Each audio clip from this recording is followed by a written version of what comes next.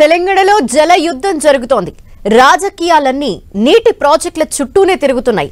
కాళేశ్వరంలో అవినీతి జరిగిందని కాంగ్రెస్ ఆరోపిస్తుంటే ప్రాజెక్టుల నిర్వహణ కాంగ్రెస్ ప్రభుత్వం కేఆర్ఎంబీకి అప్పగించిందని ఆరోపిస్తూ బీఆర్ఎస్ పోరాటానికి సిద్ధమైంది. ఒకే రోజు అధికార ప్రతిపక్షాలు పోటాపోటీ కార్యక్రమాలు నిర్వహిస్తూ ఉండటంతో తెలంగాణ రాజకీయాలు వేడెక్కాయి. ఎన్నికల ఫలితాల అనంతరం మాజీ సీఎం హోదాలో తొలి బహిరంగ సభలో కేసీఆర్ పాల్గొననుండటంతో తెలంగాణలో ఒక్కసారిగా రాజకీయ వాతావరణం మారిపోయింది. ప్రాజెక్టులని కేఆర్ఎంబీకి అప్పగించేది లేదంటూ కాంగ్రెస్ ప్రభుత్వం తీర్మానం చేయటం, అఖిలపక్ష నేతలను మేడిగడ్డ సందర్శనకు తీసుకువెళ్లడంతో రెండు పార్టీల మధ్య పరిస్థితి నీరు నిప్పుగా మారింది. అసెంబ్లీ బయట లోపల ఇప్పటికే అనేక మార్లు ఈ అంశాలపై అధికార ప్రతిపక్షాల మధ్య విమర్శలు, ప్రతి విమర్శలు వంటివి జరిగాయి.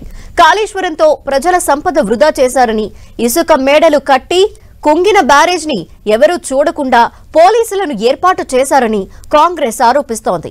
విజిలెన్స్ విచారణకు ఆదేశాలిచ్చామని, పార్టీలకు అతీతంగా అందరూ వెళ్లి మేడిగడ్డను చూసి రేపు లేదా ఎల్లుండి సభలో చర్చించాలని సీఎం రేవంత్ రెడ్డి కోరారు. పిల్లర్ కుంగిపోయిన దాన్ని భూతద్దంలో పెట్టి చూపిస్తున్నారని హరీష్ రావు ఎదురు దాడికి దిగారు.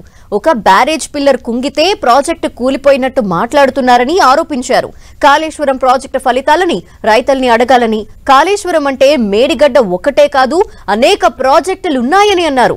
రాజకీయ లబ్ధి కోసమే గత ప్రభుత్వంపై బురద జల్లాలని చూస్తున్నారని ఆరోపించారు. బీఆర్ఎస్ నల్లగొండ సభతోనే ప్రభుత్వం నిద్రలేచి తీర్మానం చేసిందని ఆరోపించారు. ఎన్నికల అనంతరం మాజీ సీఎం హోదాలో కేసీఆర్ పాల్గొనే తొలి సభ కావడంతో అందరి దృష్టి నల్లగొండపై ఉంది. కేసీఆర్ సభలో చేయబోయే ప్రసంగం కోసం అందరూ ఆసక్తిగా ఉన్నారు. మరోవైపు కేసీఆర్ సభకు పోటీగా నల్గొండలో కాంగ్రెస్ నిజాల నివేదిక పేరుతో మరో సభ నిర్వహిస్తోంది. పోటాపోటీగా జరుగుతున్న ఈ సభలకు సంబంధించిన డీటెయిల్స్ మా ప్రతినిధి కొండల్ అందిస్తారు. కొండల్,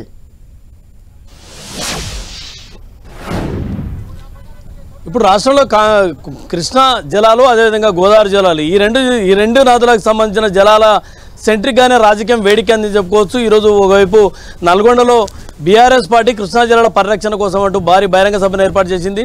ఇక గోదావరి జలాల కేంద్రంగా రాష్ట్ర ప్రభుత్వం బీఆర్ఎస్ను టార్గెట్ చేసింది. దీనిలో భాగంగానే అసలు కాళేశ్వరం ప్రాజెక్టులో జరిగింది ఏంటి అని ప్రజలకు తెలిపేందుకు ఈరోజు ఇక్కడికి సీఎం రేవంత్ రెడ్డి, మంత్రులు, ఎమ్మెల్యేలు మొత్తం కూడా మేడిగడ్డ సందర్శనకు వస్తున్నారు. ప్రస్తుతం మనం మేడిగడ్డ బ్యారేజ్ దగ్గర ఉన్నాం. ఇక్కడికే మరికొద్దిసేపట్లో ముఖ్యమంత్రి బృందం అంతా కూడా ఇక్కడికి రాబోతున్నారు. ఇక్కడ కనిపిస్తున్న పిల్లర్స్, మనం ఒక్కసారి డ్యామేజ్ అయిన పిల్లర్స్ ఒకసారి మనం చూస్తే, ఇప్పుడు ఏదైతే వెహికల్స్ ఉన్నాయో వెహికల్స్ నుంచి ఉన్న పిల్లర్స్ అన్నీ కూడా పియర్స్, కుంగిపోయిన పియర్స్, వీటన్నిటి కూడా కుంగిపోయిన పియర్స్గానే మనం చూడాల్సి ఉంటుంది. బీ బ్లాక్ మొత్తం 18 నుంచి 26 వరకు పిల్లర్స్ అన్ని కూడా కుంగిపోయాయి. దీనికి ఇండికేషన్గా ఇరిగేషన్ అధికారులు పైన రెడ్ మార్కు, ఎర్ర జెండాలను కూడా పెట్టడం జరిగింది. ఎందుకంటే ఈ డేంజర్కు గుర్తుగా వాటిని పెట్టారు.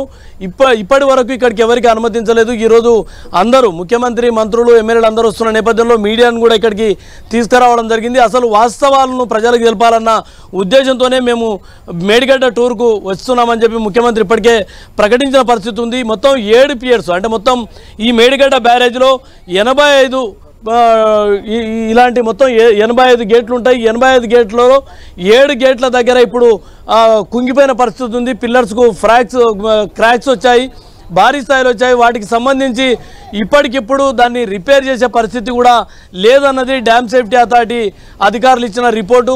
ఒకవైపు ఈ కాళేశ్వరం మొత్తంలో కూడా ఈ మేడిగడ్డ అన్నది చాలా అత్యంత కీలకమైన పాయింట్గా మనం చెప్పాల్సి ఉంటుంది. ఇక్కడి నుంచి హైదరాబాద్ వరకు గోదావరి జలాలను ఎత్తిపోయడమే లక్ష్యంగా ఇక్కడ బ్యారేజ్ నిర్మాణం జరిగింది. దీని తర్వాత అన్నారం బ్యారేజ్ ఉంటుంది, దాని తర్వాత సుందిల్లా బ్యారేజ్ ఉంటుంది, దాని తర్వాత ఎల్లంపల్లి ప్రాజెక్ట్ నుంచి మిడ్మానేర్, అదేవిధంగా కొండపోచమ్మ సాగర్, మల్లన్న సాగర్, ఇలా హైదరాబాద్ వరకు వాటర్ తీసుకురావడమే లక్ష్యంగా ఈ కాళేశ్వరం ప్రాజెక్టును గత ప్రభుత్వం నిర్మాణం చేపట్టింది. అయితే ఈ ప్రాజెక్టులో జరిగిన అవకతవకల కారణంగానే ఇవన్నీ కూడా ఎక్కడ క్వాలిటీ మెయింటైన్ చేయలేదు, ఎక్కడ పర్యవేక్షణ లోపం స్పష్టంగా ఉంది, అవినీతి ఉంది. అధికారులకు సంబంధించి అవినీతిని అరికట్టడంలో అధికార ప్రభుత్వం, అప్పుడు నాటి ప్రభుత్వం విఫలమైందన్నది ప్రభుత్వ వాదనగా ఉంది. ఇవన్నిటికీ శాపంగా మారడంతోనే ఈరోజు ఈ బ్యారేజ్ పగుళ్ళన్నీ వచ్చాయి, పిల్లర్స్ కుంగిపోవడం అన్నది జరిగిందన్నది ప్రధానంగా ప్రభుత్వం చెప్తున్న వాదన. ఇదే అంశాన్ని ఇప్పుడు ప్రజల ముందు ఉంచేందుకే ఈ టూర్ను ముఖ్యమంత్రి రేవంత్ రెడ్డి అండ్ బృందం ఇక్కడికి ఈ టూర్ను పెట్టారు. ఎక్కడ పగుళ్ళు వచ్చాయి, ఏ స్థాయిలో ఉన్నాయన్నది ప్రజలకు తెలపాలన్న ఉద్దేశంతోనే ఈ నిర్ణయం తీసుకున్నామని చెప్తున్నారు. మొత్తానికి చూసుకుంటే ఈ గోదావరి ప్రాజెక్ట్ పైన గత ఉమ్మడి రాష్ట్రంలో ప్రాణహిత చేవెళ్ల ప్రాజెక్ట్ అన్నది ఇక్కడి నుంచి ప్రారంభమైంది. ప్రాణహిత చేవెళ్ల ప్రాజెక్ట్ అన్నది తమిళాటి నుంచి ప్రారంభమవుతుంది. తమిళాటి నుంచి రంగారెడ్డి వరకు, పాలమూరు అంటే రంగారెడ్డి జిల్లా వరకు త్రాగు సాగునీరుతో పాటు హైదరాబాద్ పారిశ్రామిక వాడకు ఒక 10 టీఎంసీలు ఇవ్వడానికి, తాగేందుకు ఒక 10 టీఎంసీలు ఇవ్వడానికి ఇలా డిజైన్ చేసి మొత్తం 16.5 లక్షల ఆయకట్టుకు నాటి ప్రభుత్వం ప్రాణహిత చేవెళ్ల ప్రాజెక్టును డిజైన్ చేసింది. అయితే దాన్ని బీఆర్ఎస్ అధికారంలోకి వచ్చిన తర్వాత దాన్ని డిజైన్ మార్చి కాళేశ్వరం ప్రాజెక్టుగా ఏర్పాటు చేయడం, కాళేశ్వరం నిర్మాణం పూర్తి చేయడం, రికార్డు స్థాయిలో ఒక ఇంజనీరింగ్ అద్భుతంగా గత ప్రభుత్వం ఈ కాళేశ్వరం ప్రాజెక్టును ప్రచారం చేసుకుంది. అప్పట్లో ఇక్కడికి వివిధ జిల్లాల నుంచి, వివిధ రాష్ట్రాల నుంచి ఇక్కడికి జనం వచ్చి చూసే విధంగా ఒక ఇంజనీరింగ్ అద్భుతంగా ఉండింది. కాబట్టి దీన్ని చూడడానికి ఒక సందర్శన కేంద్రంగా కూడా ఈ కాళేశ్వరం ప్రాజెక్టును నాటి ప్రభుత్వం ప్రచారం చేసుకుంది. ఇంత ఆర్భాటంగా ప్రచారం చేసుకుంది. ఎక్కడ కూడా నాణ్యతను పట్టించుకోలేదు, అవినీతిని అసలు పట్టించుకోలేదు. ఇక్కడ పర్యవేక్షణ లోపం పూర్తిగా కనిపిస్తుంది. వీటన్నింటిని కారణంగానే ఈరోజు ఈ పిల్లర్స్ కుంగుబాటుకు కారణం అన్నది ప్రధానంగా ఇప్పుడు ప్రభుత్వం చెప్తుంది. దీనిపైన ఇప్పటికే విజిలెన్స్ విచారణ కొనసాగుతుంది. ఈ రిపోర్టు కూడా ప్రభుత్వానికి ఇవ్వడం జరిగింది. అయితే దీనిపైన పూర్తి స్థాయిలో జ్యుడిషియల్ ఎంక్వైరీ జరగాలన్నది ప్రభుత్వం చెప్తుంది. దీనికి సంబంధించి హైకోర్టుకు సిట్టింగ్ జడ్జి కోసం అడిగిన నేపథ్యం ఉంది. అయితే ఇప్పటికిప్పుడు సిట్టింగ్ జడ్జి కొరతతో సాధ్యం కాదని హైకోర్టు ఇచ్చిన నేపథ్యంలో రిటైర్డ్ జడ్జితో చేయాలా లేదా అన్న దానిపైన ప్రభుత్వం ఒక క్లారిటీకి రాబోతుంది. వీటన్నిటి నేపథ్యంలోనే మరికొద్దిసేపట్లో ఇక్కడికి ముఖ్యమంత్రితో పాటు మంత్రులు, ఎమ్మెల్యేలు అందరూ కూడా రాబోతున్నారు. ఇప్పుడు ఈ పియర్స్ ఇక్కడికి రాబోతున్నారు. ఎక్కడైతే మెజార్టీ పగుళ్ళు వచ్చాయో వాటిని పరిశీలించబోతున్నారు. మొత్తం ఈ ప్రాజెక్టులో 7 స్తంభాల దగ్గర, 7 పిల్లర్స్ దగ్గర ఈ పగుళ్ళు వచ్చాయి. 18 నుంచి 26 వరకు ఉన్నాయి. దీంట్లో మేజర్గా 21వ పియర్ దగ్గర భారీగా పగులున్న పరిస్థితి ఉంది. వీటన్నిటిని రిపేర్ చేయడంగా ఇప్పటికిప్పుడు సాధ్యం కాదు. ఎందుకంటే డ్యామ్ సేఫ్టీ అథారిటీ దీంతో చెప్పడం ఏంటంటే ప్రధానంగా ఈ మేడిగడ్డ బ్యారేజ్లో అత్యంత మిడిల్ ఆఫ్ పాయింట్గా ఈ బ్లాక్ బి బ్లాక్ ఉంది. బి బ్లాక్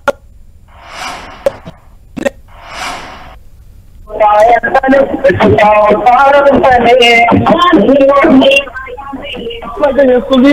ఆ ప్రయత్నం ఇక్కడ కావడం జరిగింది. గోదావరి అదేవిధంగా కృష్ణ ఈ ప్రాజెక్టుల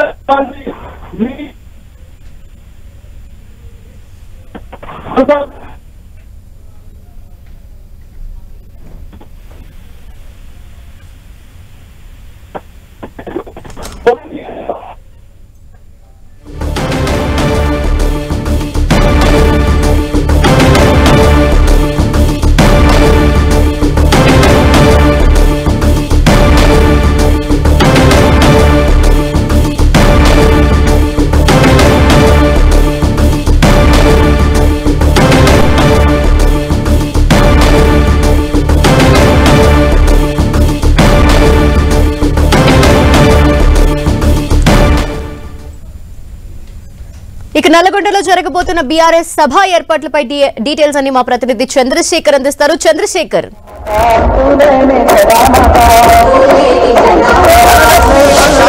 ఎన్నికల తర్వాత మొదటిసారి మాజీ సీఎం కేసీఆర్ నల్గొండలో జరిగేటువంటి బహిరంగ సభలో పాల్గొనబోతున్నారు. ప్రస్తుతం మనం బహిరంగ సభ వేదిక వద్ద ఉన్నాం. ఇక్కడ చూడవచ్చు, ఇటు నల్గొండ శివార్లో ఉన్నటువంటి మరిగూడ బైపాస్ లో ఏదైతే గతంలో ఎన్నికల సభ నిర్వహించారో అదే ప్రాంగణంలో ఈ రోజు భారీ బహిరంగ సభకు ఏర్పాటు చేసిన పరిస్థితి కనిపిస్తా ఉంది. ఇటు ఉమ్మడి నల్గొండ జిల్లా వ్యాప్తంగా 12 నియోజకవర్గాలతో పాటు ఇటు ఉమ్మడి నల్గొండ జిల్లా సరిహద్దులో ఉన్నటువంటి ప్రాంతాల నుంచి కూడా, అంటే జిల్లాల నుంచి కూడా, ఇటు మహబూబ్ నగర్ కావచ్చు, ఖమ్మం, అదేవిధంగా వరంగల్ కి సంబంధించిన జిల్లాల నుంచి కూడా భారీగా జన సమీకరణకు అయితే ఇటు బీఆర్ఎస్ శ్రేణులు తీవ్ర ప్రయత్నం చేసిన పరిస్థితి కనిపిస్తా ఉంది. ఇటు మొత్తం ఉమ్మడి జిల్లా వ్యాప్తంగా కూడా 12 నియోజకవర్గాలకు సంబంధించి ఎక్కడికక్కడ కీలక నేతలు, బీఆర్ఎస్ కీలక నేతలకు బాధ్యతలు అప్పగించి జన సమీకరణకు దాదాపు 1,00,000 మందికి పైగా సమీకరణ చేసే ప్రయత్నం అయితే ఇక్కడ కనిపిస్తా ఉంది.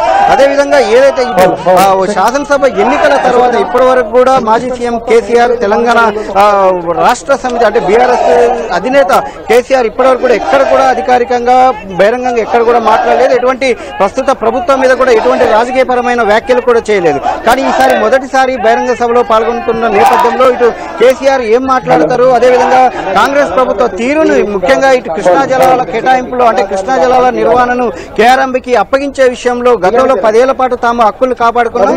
కానీ ఇప్పుడు కాంగ్రెస్ ప్రభుత్వం వచ్చిన 2 నెలలకే హక్కులను వదులుకొని ఇటు కేఆర్ఎంబీకి కేంద్రానికి అప్పగించడం మన జుట్టును అంటే మన నీటి వాటానికి సంబంధించిన హక్కుల కోసం వాళ్ళని దేపరించాల్సిన పరిస్థితి తీసుకురావడం దాన్ని ఒక నిరసనగా ఇదే అంశాన్ని తీసుకొని ఈరోజు ప్రజలకు వెళ్తున్న పరిస్థితి కనిపిస్తా ఉంది. ఇటు ఉమ్మడి జిల్లా వ్యాప్తంగా రైతాంగం అదేవిధంగా ప్రజల్లోకి విస్తృతంగా ఈ నీటి అంశాన్ని తీసుకెళ్లడం ద్వారా ఇటు ముఖ్యంగా నాగార్జున సాగర్ కు సంబంధించి ఇటు నల్లగొండతో పాటు ఖమ్మం అదేవిధంగా ఈ 2 జిల్లాల ఉమ్మడి జిల్లాలకు సంబంధించి కూడా ఎక్కువగా ప్రభావం ఉంటుంది. కాబట్టి ఈ 2 జిల్లాల నుంచి ఎక్కువగా రైతాంగాన్ని సమీకరించడంతో పాటు రైతాంగంలోకి ప్రధానంగా ఈ సమస్యను తీసుకెళ్లే ప్రయత్నం కూడా ఇక్కడ బీఆర్ఎస్ శ్రేణుల నుంచి కనిపిస్తా ఉంది. ఇదే అంశాన్ని టార్గెట్ గా చేసుకొని విస్తృతంగా అంటే దీనిపైన ఏదైతే 10 ఏళ్ల పాటు ఎలా తమ హక్కుల్ని కాపాడాం, అదేవిధంగా ఈ రోజు కృష్ణా రివర్ బోర్డుకు సంబంధించి ఎలా కాంగ్రెస్ అప్పచెప్పింది అనే అంశాలను ఎక్కువగా కేసీఆర్ ప్రజలకు వివరించే అవకాశం అయితే కనిపిస్తా ఉంది. ఇటు మరికొద్ది సేపట్లోనే కేసీఆర్ ఇక్కడికి చేరుకుంటారని చెప్పి బీఆర్ఎస్ శ్రేణులు చెప్తా ఉన్నారు. అదేవిధంగా అంటే ఇప్పటికి ఇటు కేటీఆర్ అదేవిధంగా ఇతర ముఖ్యులు మంత్రులు అందరూ కూడా ఇక్కడ అంటే నల్గొండకు చేరుకున్నారు. వాళ్ళంతా కూడా కేసీఆర్ వచ్చిన తర్వాత నేరుగా సభా ప్రాంగణానికి చేరుకుంటారు. ఇక్కడ నేరుగా కేసీఆర్ హెలికాప్టర్ ద్వారా ఇక్కడ సభా ప్రాంగణం సమీపంలో ఏర్పాటు చేసినటువంటి హెలికాప్టర్కి ప్రత్యేక హెలికాప్టర్ లో చేరుకుంటారు. ఆ తర్వాత ఇక్కడనే అంటే సాయంత్రం వరకు కూడా ఈ దాదాపు 6 గంటల వరకు కూడా ఈ సభ అయితే అంచనా వేస్తున్నారు. అంటే 3 గంటల నుంచి 7 గంటల వరకు సభా నిర్వహణకైతే పోలీసులు అనుమతించిన పరిస్థితి ఉంది. అది కూడా చాలా ఆంక్షలు నడుమ అంటే ఏదైతే మొదట ఇటు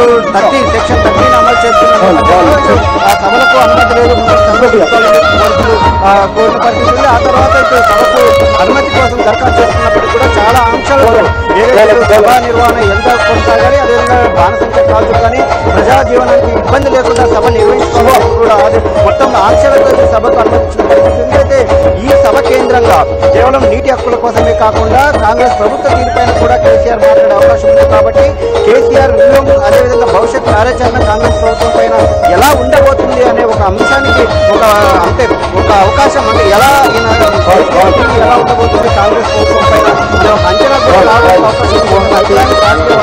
అవకాశం ఉంది. కాబట్టి కేసీఆర్ ఏం మాట్లాడతారు ఈ వేదిక నుంచి అని చెప్పి చాలా ఆసక్తిగా ఎదురు కనిపిస్తాం. Okay, thank you Chandrasekhar.